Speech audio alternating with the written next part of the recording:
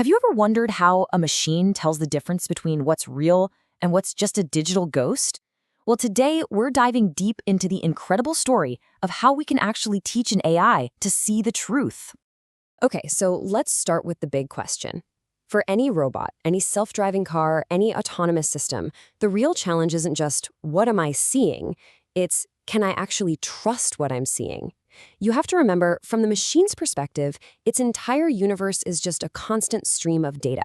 So how does it ever know for sure what's real? And this, right here, shows you the problem perfectly. On the left, that's the world seen through a sensor's eyes, especially in a noisy place like the deep ocean. It's a glitchy, ambiguous, distorted mess. And on the right, that's what's actually there. The whole challenge, the whole ballgame, is figuring out how to bridge that massive gap between perception and reality.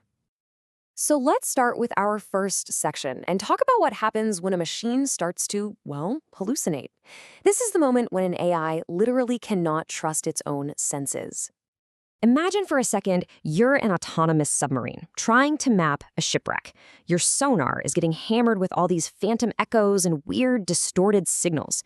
You're trying to build a clean 3D map, but your world is just filled with these digital ghosts. These are things that show up in the data, but they just aren't real.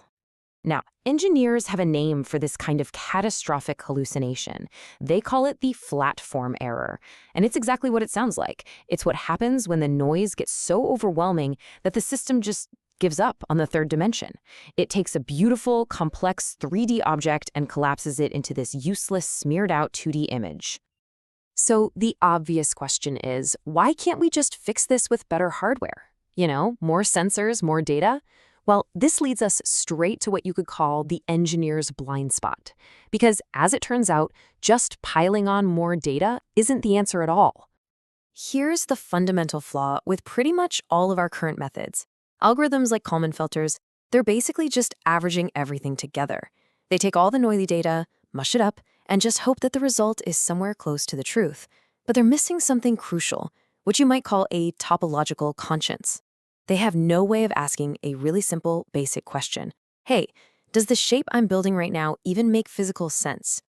And this is where our story takes a really fascinating turn, because the solution didn't come from engineering. It came from a completely different universe, the super rigorous abstract world of pure mathematics, specifically abstract algebra. Okay, so get this. This is the breakthrough insight. A robot having a hallucination is, from a purely structural standpoint, the exact same problem as creating an impossible object in a field of math called fusion systems. The problems are what mathematicians call isomorphic. They're literally the same puzzle, just described in two different languages. Let's break this down with a really simple analogy. Think about a jigsaw puzzle. In what's called a saturated system, all the pieces come from the right box. They fit together perfectly, no problem. That's reality. But in an exotic system, one piece is from a totally different puzzle. It might look like it fits, but it makes finishing the puzzle impossible. That one bad piece, that's the hallucination. This table just makes the connection totally clear. In the world of algebra, the goal is a valid, complete structure. In robotics, it's a model of a real object. In algebra, the thing that breaks it all is an exotic, impossible system. And in robotics, it's a sensor hallucination. The math that you use to spot one is the exact same math you can use to spot the other. But here's the thing, math alone isn't quite enough. The next piece of our solution comes from an even more unexpected place, 20th century philosophy. And it's all about how to find the truth not by looking harder, but by looking away. We're talking about the incredible French philosopher Simone Weil. She had this profound idea of attention, not just as focusing your mind, but as this kind of pure, generous listening, letting reality speak for itself. And that idea holds the key to filtering out all that noise. Weil's core concept here is something she called decreation. For a person, it means removing your ego, your biases, your own noise, so you can see the unvarnished truth of a thing. And here's the brilliant leap. For an AI, this translates into an algorithm. You teach the system to systematically identify and filter out its own internal noise, its own built-in assumptions, to get a much cleaner signal from the real world. Okay, so now we have our main clues. We've got the mathematical check for impossible objects from algebra, and we've got the philosophical principle of removing your own bias.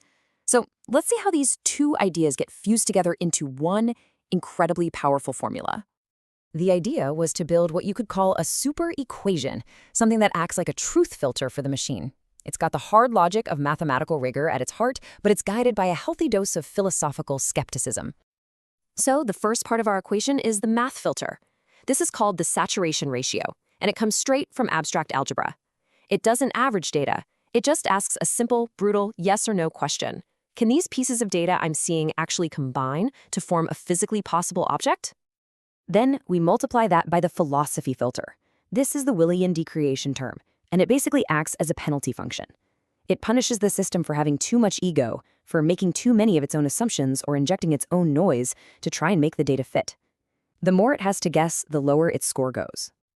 And here it is, the whole shebang, the saturated attention metric. It combines both of those filters to produce a single number, a coherent score, for any possible interpretation of the sensor data. So the AI's job is no longer to guess what's real. Its job is to simply find the version of reality that gets the highest possible score. So that's a lot of amazing theory, but what does it actually let us build? Let's take a look at the real-world breakthrough that this new kind of logic made possible. It's called the isomorphic sonar array, or ISO-SONAR for short. And you have to understand, this isn't just a better sensor, it's a smarter one. It has that new mathematical conscience baked right in. It doesn't just passively collect data, it actively checks if that data could possibly correspond to a real object before it even starts to build a 3D model. And this new way of thinking leads to some absolute game-changing abilities. The system can now instantly throw out phantom echoes because it recognizes they would create an impossible geometry. It uses pure math to verify what it's seeing before it commits to a model. And it actively focuses its attention, just like Simone Weil's philosopher, to sort out ambiguity. And maybe most importantly, it can finally defeat that dreaded flat-form error, lifting those distorted 2D messes into true, coherent 3D reconstructions. And that leaves us with one final, really powerful thought to chew on. This whole incredible journey was about teaching a machine to find reality by rigorously questioning its own perceptions and actively getting rid of its own biases. So, if we can code that into a machine, what can we learn from it ourselves?